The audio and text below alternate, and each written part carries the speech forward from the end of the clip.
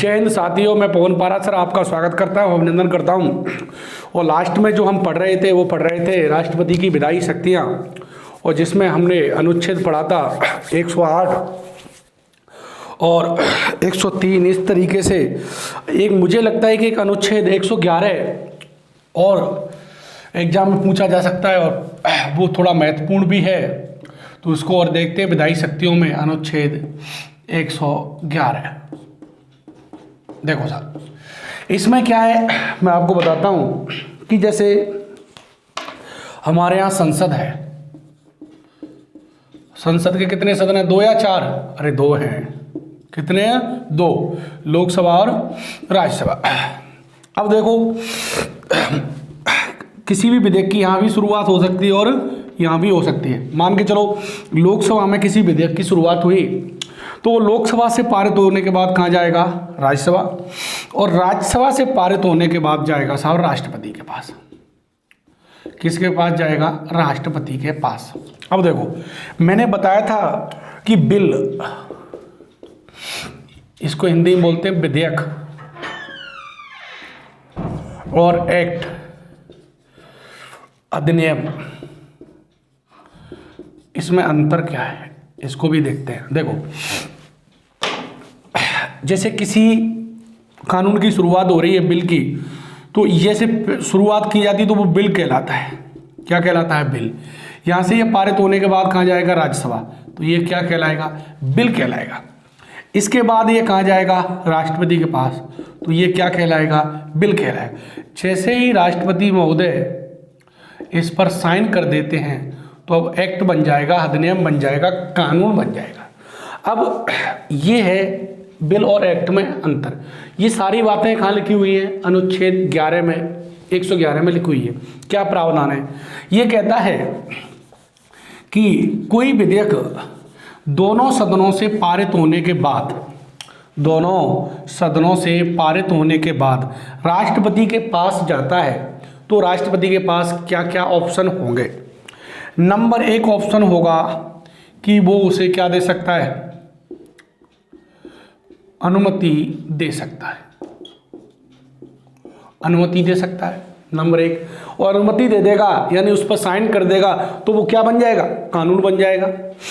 दूसरी बात इसमें लिखा रहा है कि वो अनुमति रोक सकता है। क्या कह सकता है? रोक सकता है। ना अनुमति दे रहा, ना ही उसे पुनः विचार के लिए। ऐसा क्यों? क्योंकि संविधान में ऐसा कोई प्रावधान नहीं है कि राष्ट्रपति कितने समय में उसे अनुमति देगा। समय सीमा का कोई प्रावधान नहीं है, तो अनुमति रोक लेगा। तीसरी बात, यदि वो धन विधेयक नहीं है, क्या नहीं है? धन विधेयक नहीं है, तो राष्ट्रपति उसे पुनः विचार के लिए लौटा देगा। पुनः विचार के लिए लौटा देता है कौन? राष्ट्रपति। परंतु राष्ट्रपति ने उसे पुनः विचार के लिए लौटा दिया, उसके बाद वो पारित, संशोधन या बिना संशोधन के फिर राष्ट्रपति के पास आता है द्वारा, तो फिर राष्ट्रपति को उस पर अनुमति देनी ही होगी। ये 112 में प्रावधान है। तो इसमें ये प्रावधान है, इसको हम कह सकते हैं कि जब तक राष्ट्रपति संसद के किसी विधेयक पर अनुमति नहीं देता है तो वो कानून नहीं बनता। तो 111 में क्या प्रावधान है?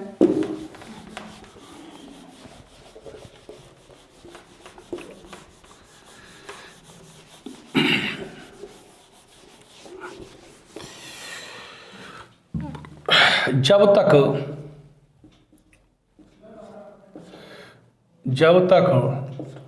राष्ट्रपति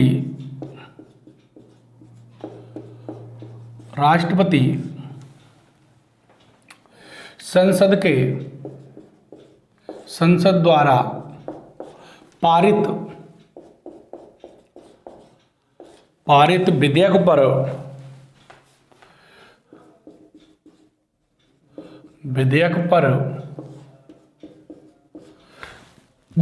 पर अपनी अनुमति नहीं देता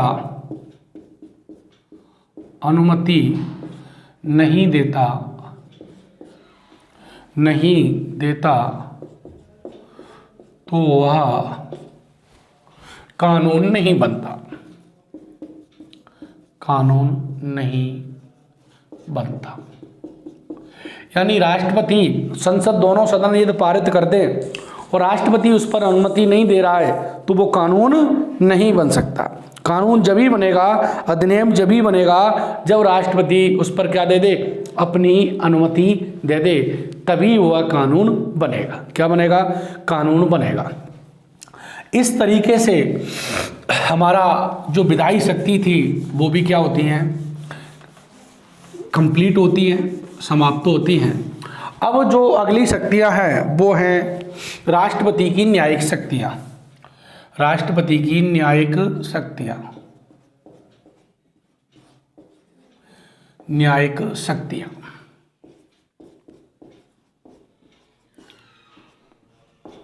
न्यायिक शक्तियां राष्ट्रपति की न्यायिक शक्तियां। देखो इसमें 2-3 अनुच्छेद, न्यायिक मतलब जो न्याय से संबंधित कार्य करे, न्यायपालिका से संबंधित कार्य करे, वो क्या शक्तियां कहलाती हैं? न्यायिक शक्तियां कहलाती हैं। अब देखो साहब, इसमें जो सबसे महत्वपूर्ण अनुच्छेद है वो है साहब अनुच्छेद 72।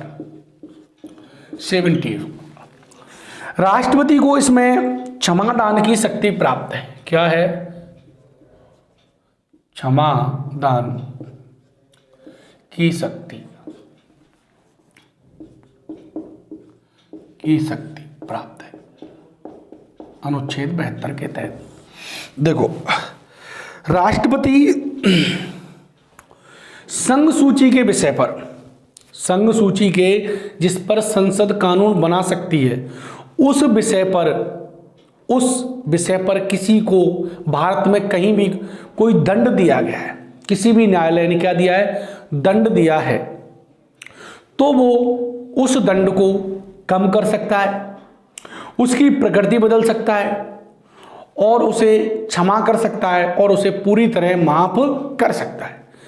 दूसरी, वो सैन्य न्यायालय द्वारा किसी को दंड दिया गया है उसको भी कम कर सकता है, उसकी प्रकृति बदल सकता है और उसे पूरी तरह क्षमा भी कर सकता है। और मृत्युदंड वो किसी भी विषय का हो, मृत्युदंड है, किसी को फांसी की सजा दी गई है तो उसे राष्ट्रपति कम कर सकता है, उसकी प्रकृति बदल सकता है, उसे पूरी तरह क्षमा भी कर सकता है, माफ कर सकता है। क्षमा का मतलब उसे सारी प्रक्रियाओं से पूरी तरह क्या कर देना? क्षमा कर देना, माफ कर देना, ये है ये। तो नंबर 1 राष्ट्रपति को इसमें क्या क्या है? राष्ट्रपति संघ सूची पर, संघ सूची पर, संघ सूची पर दिए गए दंड को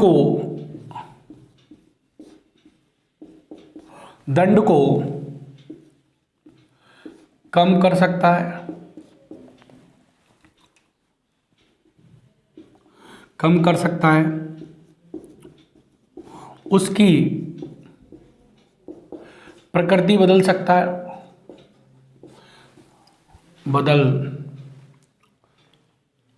बदल सकता है और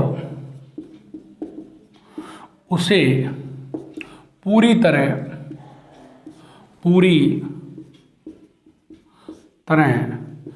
माफ कर सकता है,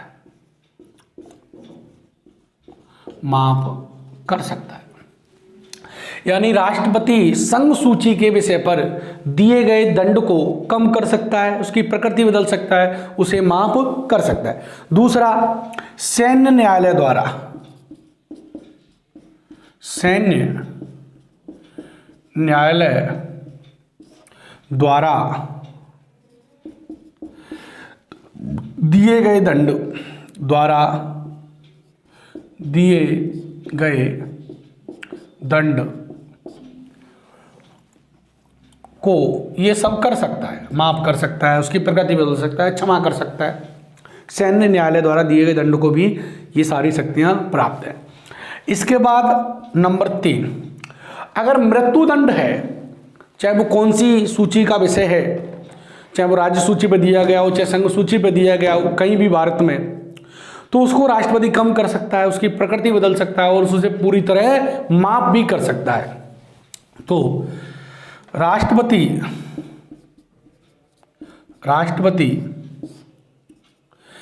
किसी भी सूची के विषय पर, सूची के जो 7वीं अनुसूची में है ना, संघ सूची, राष्ट्रीय सूची, किसी भी सूची के विषय पर दिए गए दंड को, सॉरी, दिए गए मृत्युदंड को, मृत्युदंड मतलब फांसी को कम कर सकता है,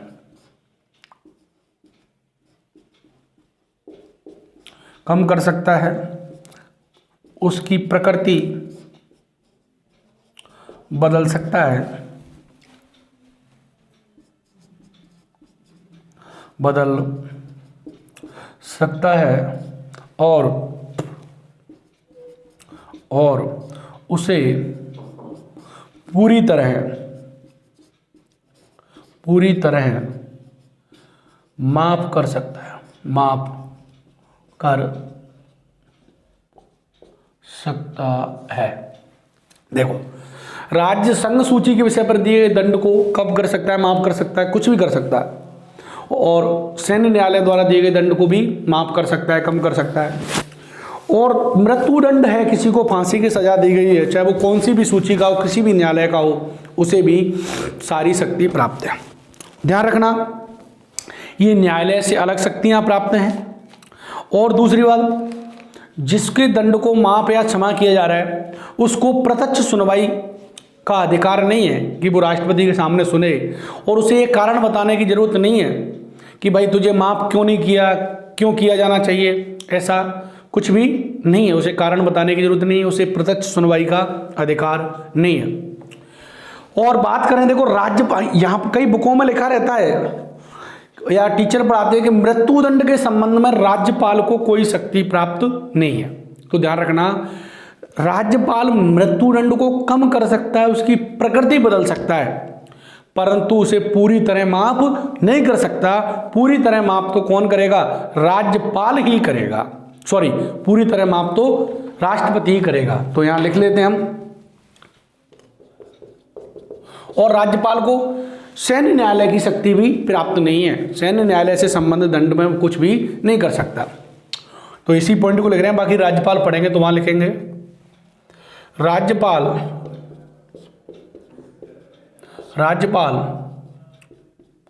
मृत्युदंड को कम कर सकता है,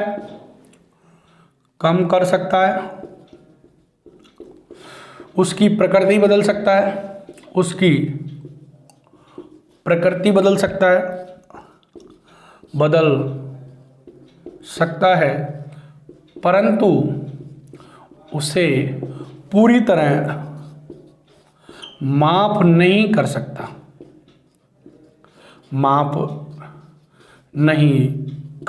माफ तो कौन करेगा? राष्ट्रपति ही करेगा। और राज्यपाल को सैन्य न्यायालय की शक्ति प्राप्त नहीं है। दूसरी, वो संघ सूची के विषय पर कुछ भी नहीं कर सकता, वो राज्य सूची के विषय पर मृत्युदंड को कम कर सकता है। दंड को तो वो पूरी तरह माफ भी कर सकता है। अरे दंड और मृत्युदंड मतलब सजा, जैसे 10 साल का दंड दिया है, 20 साल का दिया है, आजीवन, परंतु किसी को फांसी दी है उसे बोलते हैं मृत्युदंड। बाकी के को तो राज्यपाल माफ कर सकता है, परंतु जो मृत्युदंड है उसे पूरी तरह माफ नहीं कर सकता। ये हुई साहब राष्ट्रपति की क्षमादान की शक्ति। ज़्यादा डिटेल में नहीं जा रहे, बहुत डिटेल है इसकी, परंतु एग्जाम में इससे काम चल जाएगा, इतना याद रख लें। अब अनुच्छेद देखते हैं 143। क्या देखते हैं? 143 न्यायिक संबंधी शक्ति है।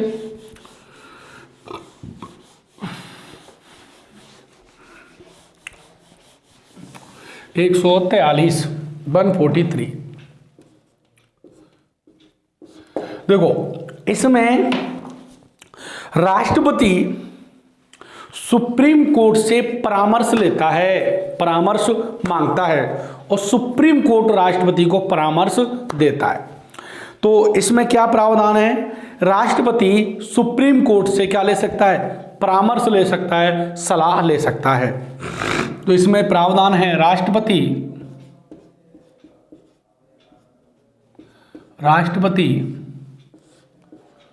सुप्रीम कोर्ट से सलाह परामर्श ले सकता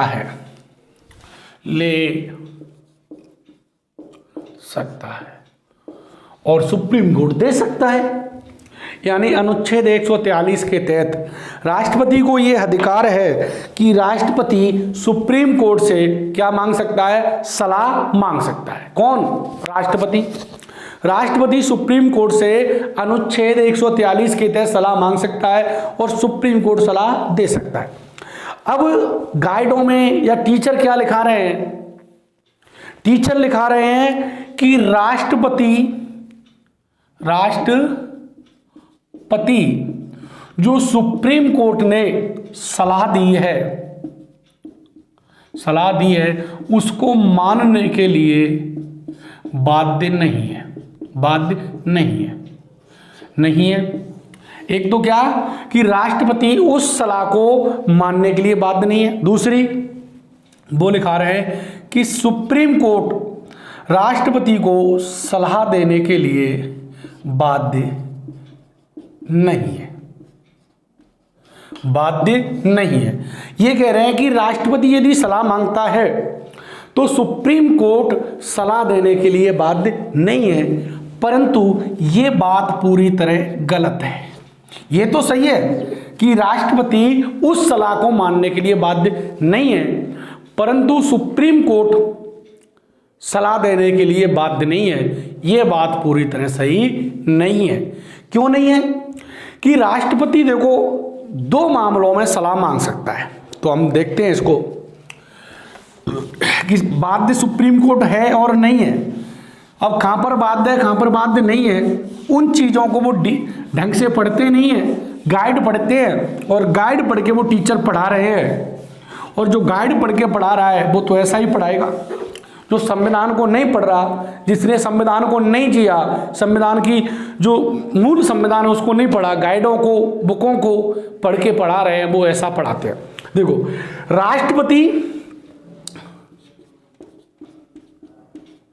राष्ट्रपति सुप्रीम कोर्ट से 2 मामलों में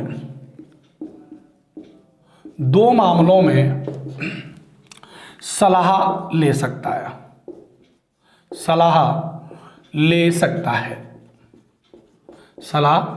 है। कितने मामलों में? 2 मामलों में। अब 2 मामले कौन कौन से हैं? नंबर 1 मामला है संवैधानिक मामला।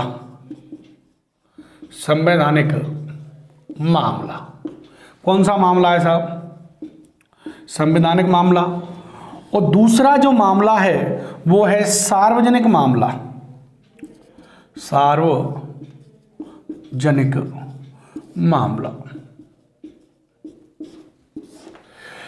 देखो साहब, संवैधानिक मामला है तो संवैधानिक मामला जैसे संविधान से पूर्व की कोई संधि है, समझौते हैं, या संविधान से संबंधित कोई मामला है, इससे संबंधित सलाह मांगता है राष्ट्रपति।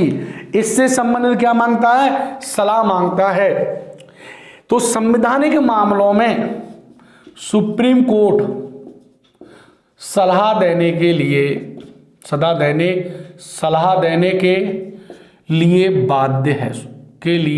बाध्य है।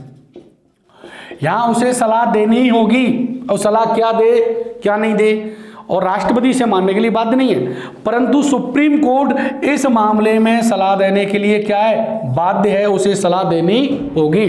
कौन से मामले में? संवैधानिक मामलों में। क्यों देने के लिए बाध्य है? क्योंकि सुप्रीम कोर्ट का कार्य है संविधान की व्याख्या करना, संविधान से जानकारी रखना, संविधान की समीक्षा करना। यह कार्य किसका है? सुप्रीम कोर्ट का कार्य है, इसलिए इस मामले में सुप्रीम कोर्ट को सलाह देनी ही होगी। परंतु कोई सार्वजनिक मामला है, क्या है साहब? सार्वजनिक मामला। अब सार्वजनिक मामला जैसे बाबरी मस्जिद,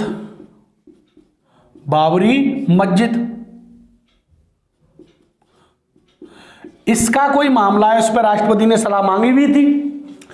बाबरी मस्जिद से संबंधित यह सार्वजनिक मामला है, सलाह मांगता है, तो यहां पर सुप्रीम कोर्ट सलाह देने के लिए बाध्य नहीं है। यहां बाध्य नहीं है, यहां वो मना भी कर सकता है, बाध्य नहीं है। यहां तो बाध्य है, यहां बाध्य नहीं है। क्योंकि अरे भैया सार्वजनिक मामला है, और सार्वजनिक मामला बाद में कोर्ट में भी आ सकता है, वो आया भी है।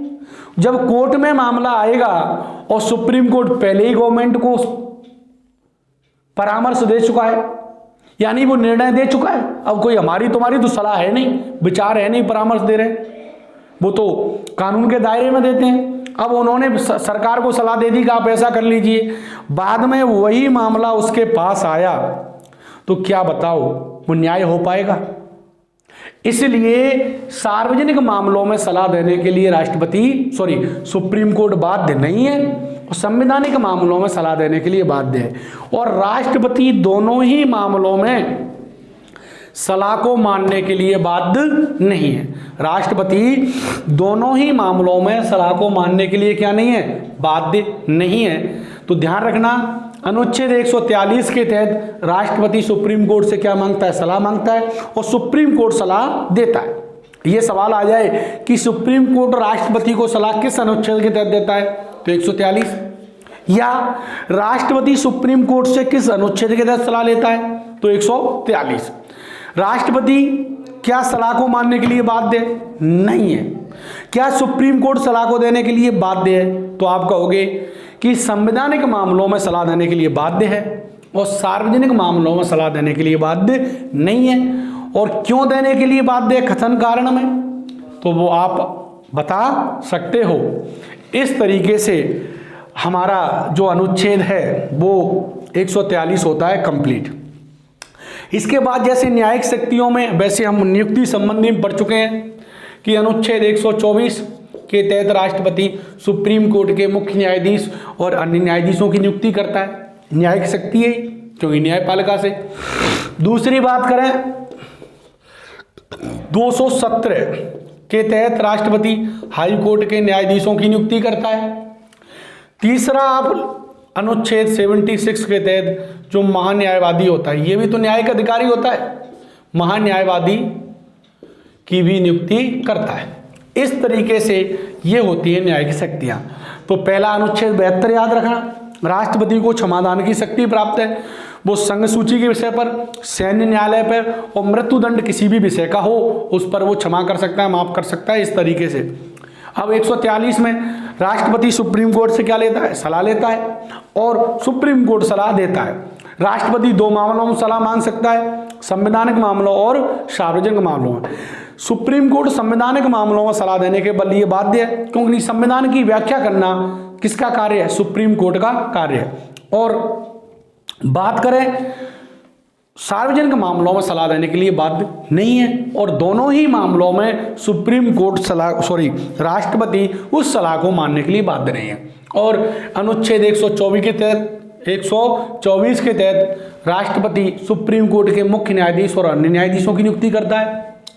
217 के तहत हाई कोर्ट के न्यायाधीशों की नियुक्ति करता है, और 76 के तहत महान्यायवादी की नियुक्ति करता है। इस तरीके से राष्ट्रपति की ये जो न्यायिक शक्ति हैं वो होती है कंप्लीट। क्या होती है साहब? कंप्लीट। अब लेते हैं वित्तीय शक्तियां, राष्ट्रपति की वित्तीय शक्तियां।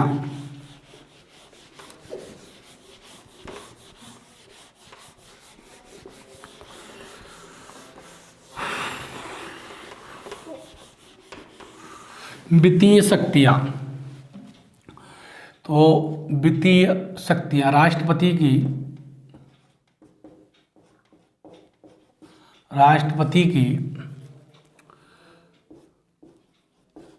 वित्तीय शक्तियां,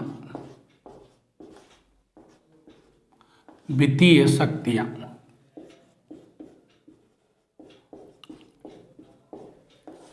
वित्तीय का मतलब धन से संबंधित। देखो साहब, राष्ट्रपति की वित्तीय शक्तियां मतलब धन से संबंधित जो शक्तियां होंगी, राष्ट्रपति कार्य करेंगे, वो शक्तियां कैसी कहलाएंगी? वित्तीय शक्तियां कहलाएंगी। कैसी शक्तियां कहलाएंगी? वित्तीय शक्तियां कहलाएंगी। अब बात करें अनुच्छेद 109, 109। देखो साहब, जो धन विधेयक होता है, धन विधेयक मनी बिल, वो राष्ट्रपति की पूर्व अनुमति से, राष्ट्रपति की पूर्व अनुमति से कहाँ रखा जाता है? केवल लोकसभा में रखा जाता है। यानी धन विधेयक की शुरुआत राज्यसभा में नहीं की जा सकती। तो परंतु धन विधेयक लाने से पहले, धन विधेयक लाने से पहले राष्ट्रपति की क्या ली जाती है? अनुमति ली जाती है कि हम साहब धन विधेयक ला रहे हैं।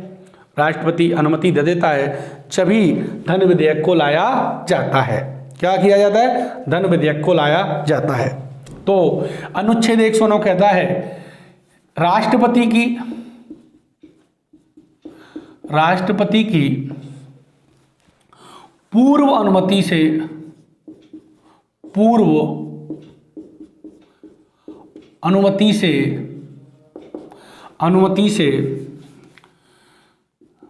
धन विधेयक लोकसभा में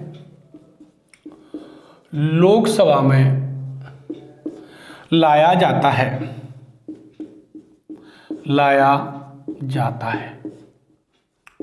तो धन विधेयक, कौन सा विधेयक? धन विधेयक किसकी पूर्व अनुमति से? राष्ट्रपति की पूर्व अनुमति से कहाँ लाया जाता है? लोकसभा में लाया जाता है। अर्थात हम बात करें कि धन विधेयक की शुरुआत राज्यसभा में नहीं की जा सकती। तो धन विधेयक की शुरुआत, धन विधेयक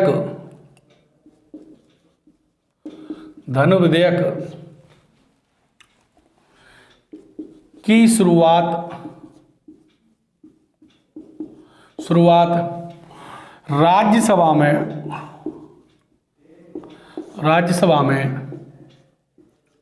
नहीं की जा सकती, नहीं की जा सकती। धन विधेयक की शुरुआत राज्यसभा में नहीं की जा सकती, यानी शुरुआत इसकी कहाँ नहीं होगी? राज्यसभा में नहीं होगी। और राज्यसभा के पास जब धन विधेयक आता है तो राज्यसभा तो उसे 14 दिन क्या कर सकती है? रोक सकती है।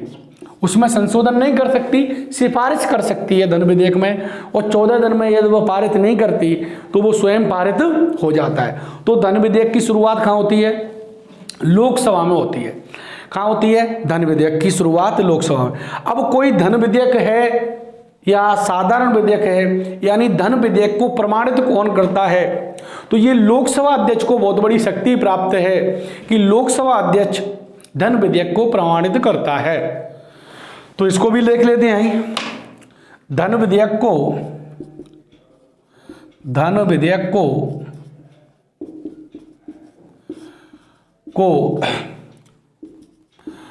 लोकसभा अध्यक्ष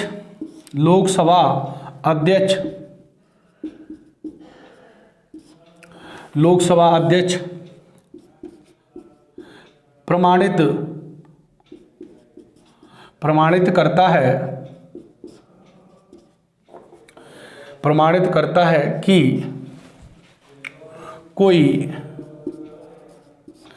धन विधेयक है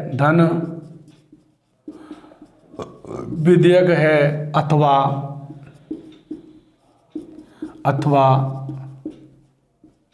साधारण विधेयक, इसका निर्णय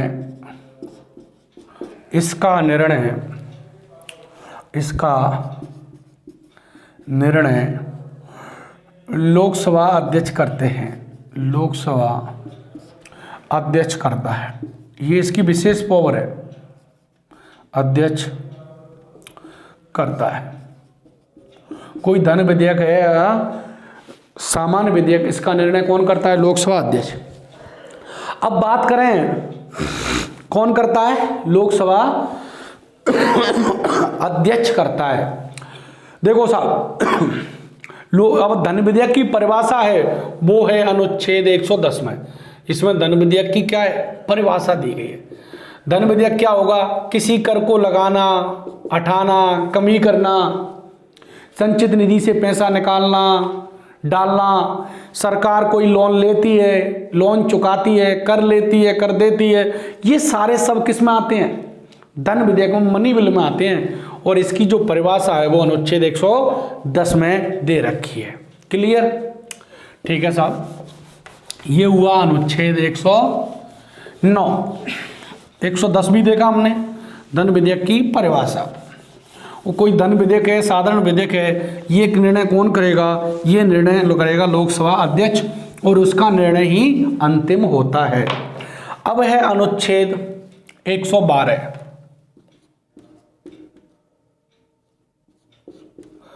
अनुच्छेद 112, इसमें बजट है। बजट संविधान में पहली बात तो ये है कि बजट शब्द का प्रयोग नहीं किया गया है। बजट शब्द के स्थान पर वार्षिक वित्तीय वितरण शब्द का प्रयोग किया गया है।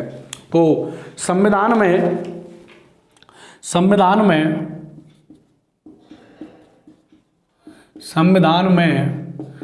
बजट शब्द का प्रयोग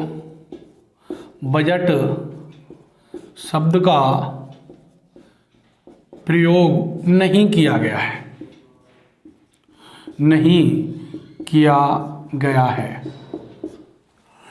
बजट शब्द के स्थान पर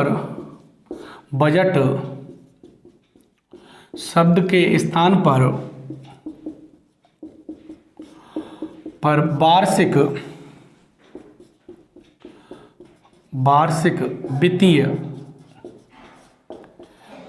विवरण शब्द का प्रयोग किया गया है।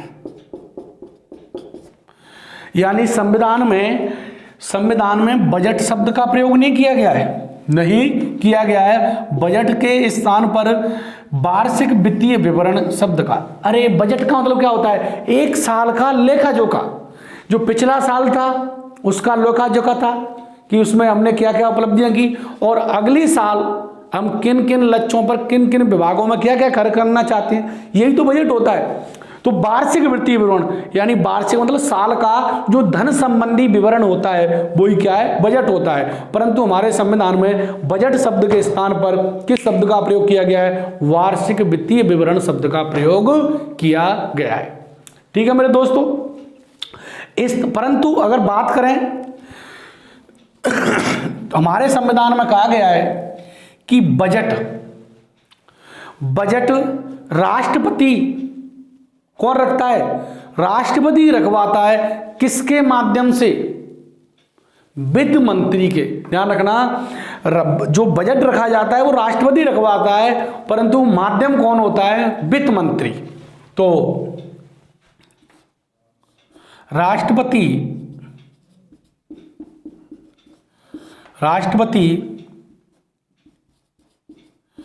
वित्त मंत्री के माध्यम से लोकसभा में, क्योंकि बजट में क्या होता है? धन, कर वगैरह होता है, धन होता है, तो बजट भी क्या है? एक धन विधेयक है। तो माध्यम से लोकसभा में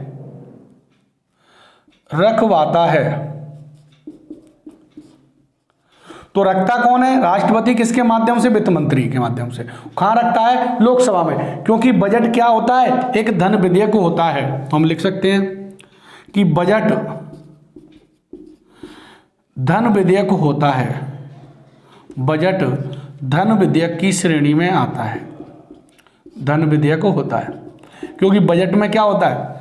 कितना पैसा कहाँ करना है, कितना टैक्स बढ़ाना है, कितना कम करना है, तो धन विधेयक की परिभाषा में आ रहा है। इसलिए बजट भी क्या है, एक धन विधेयक का प्रकार है। किसका प्रकार है? धन विधेयक का। तो बजट कौन रखवाता है? राष्ट्रपति। किसके माध्यम से रखवाता है? वित्त मंत्री। कहां रखवाता है? लोकसभा में। और बजट एक धन विधेयक है, साधारण विधेयक है, तो बजट एक धन विधेयक है। कैसा विधेयक है? धन विधेयक। इसलिए बजट की भी कहां रखा जाएगा? लोकसभा में रखा जाएगा, राज्यसभा में नहीं रखा जाएगा। इस तरीके से अनुच्छेद हुआ 112। अब देखो हमारे संविधान में एक अनुच्छेद है 267। 267। तो इसमें 267 में कहा गया है कि एक आकस्मिक निधि होगी। आकस्मिक निधि है। आकस्मिक निधि। आकस्मिक निधि का मतलब है कि भैया कोई इमरजेंसी आ जाए अचानक। एक होती है संचित निधि। क्या होती है? संचित निधि। मैं यहां पर क्लियर कर देता हूं।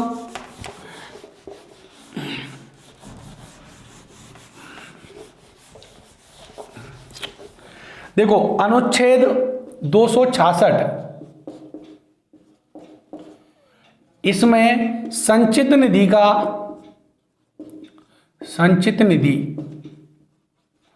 उल्लेख किया गया है।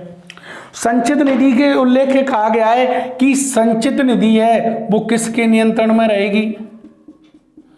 तो संचित निधि साहब संसद के नियंत्रण में रहेगी। किसके नियंत्रण में? संसद के नियंत्रण में रहेगी। यानी यदि संचित निधि से कोई पैसा निकालना है, क्या करना है? पैसा निकालना है, तो उससे पैसा निकालने के लिए किसकी अनुमति लेनी पड़ेगी? संसद की अनुमति लेनी पड़ेगी। तो 267 के तहत संचित निधि किसके अधीन रहती है? संसद के नियंत्रण में रहती है, संसद के अधीन रहती है। यानी इससे पैसा निकालने के लिए संसद की अनुमति आवश्यक है। जब तक संसद अनुमति नहीं देगी तब तक उसमें से पैसा नहीं निकाला जा सकता है। अब है साहब आकस्मिक निधि।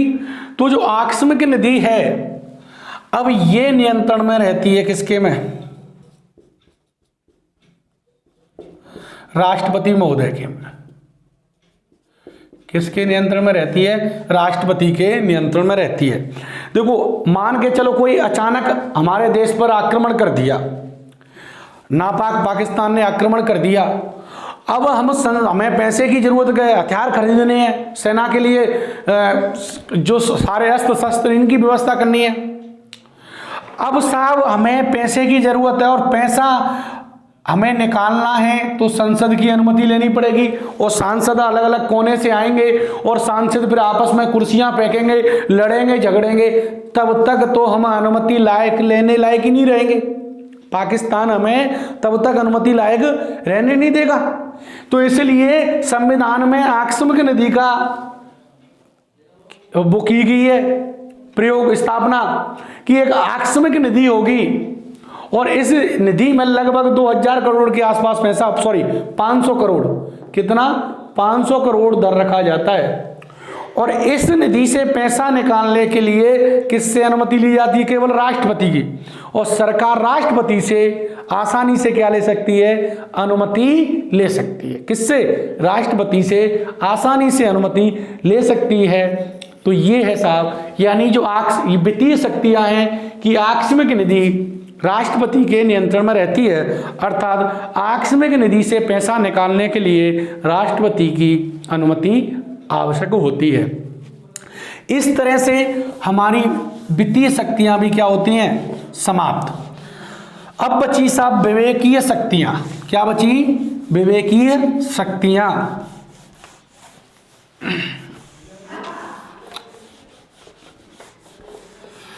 तो देखो संविधान में विवेकीय शक्तियों का स्पष्टतः तो उल्लेख नहीं किया गया है। संविधान में विवेकीय शक्तियों का स्पष्टतः उल्लेख नहीं किया गया है। राष्ट्रपति की विवेकीय शक्तियां, स्वयं विवेकीय शक्तियां, तो इनका संविधान में तो उल्लेख नहीं किया गया है। इनका संविधान में उल्लेख नहीं किया गया है, नहीं किया गया है, परंतु राष्ट्रपति को विशेष परिस्थितियों में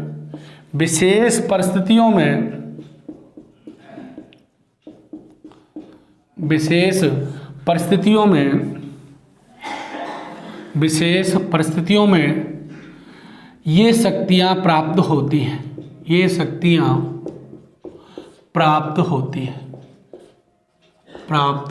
हैं। देखो, संविधान में स्पष्ट उल्लेख नहीं है, परंतु विशेष परिस्थितियों में ये शक्तियां उसे क्या होती हैं? प्राप्त होती हैं। नंबर 1, जैसे मान के चलो लोकसभा में किसी भी दल को स्पष्ट बहुमत नहीं है, लोकसभा में किसी भी दल को स्पष्ट बहुमत नहीं है, तो राष्ट्रपति अपनी इच्छा से किसी भी व्यक्ति को प्रधानमंत्री बनाने के लिए नियुक्त कर सकता है या उसे सरकार बनाने के लिए बुला सकता है।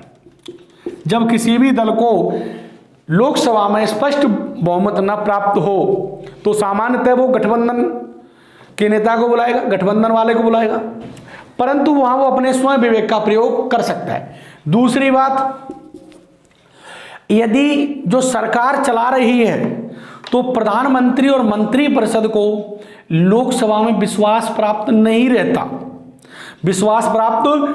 रहता, ऐसी स्थिति में प्रधानमंत्री और मंत्रिपरिषद उससे कहते हैं तो उनके अनुसार वो कार्य करने के लिए बाध्य नहीं है। जैसे अगर उसे स्पष्ट विश्वास प्राप्त नहीं हो, पहले तो सरकार बना ली, परंतु बाद में राष्ट्रपति को लगता है कि इनको अब विश्वास नहीं रहा, तो ऐसी स्थिति में राष्ट्रपति प्रधानमंत्री कहता है कि आप लोकसभा को भंग कर दो, तो वो मना कर सकता है, और वो चाहे तो अपनी इच्छा से भंग भी कर सकता है। 2 स्थिति हुई, भंग करने से मना कर सकता है और उनको लगता है कि विश्वास नहीं तो भंग भी कर सकता है, नए चुनाव की घोषणा कर सकता है। तीसरा, हमने अभी देखा अनुच्छेद 111 कि राष्ट्रपति किस विधेयक को अनुमति दे या न दे। अब इसमें क्या प्रावधान है कि संविधान में ये उल्लेख नहीं है कि राष्ट्रपति कितने समय में अनुमति देगा, कितने में नहीं देगा, तो संविधान में कोई समय सीमा न होने के कारण राष्ट्रपति ना तो उसे पुनः विचार के लिए लौटाता, ना अनुमति देता, उसे रखा रहने देता है। तो ये भी वो स्वयं विवेक का प्रयोग कर सकता है।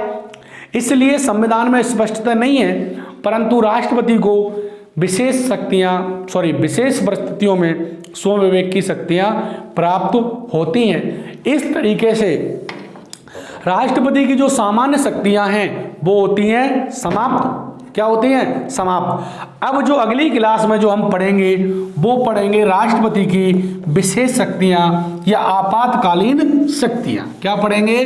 राष्ट्रपति की विशेष या आपातकालीन शक्तियां।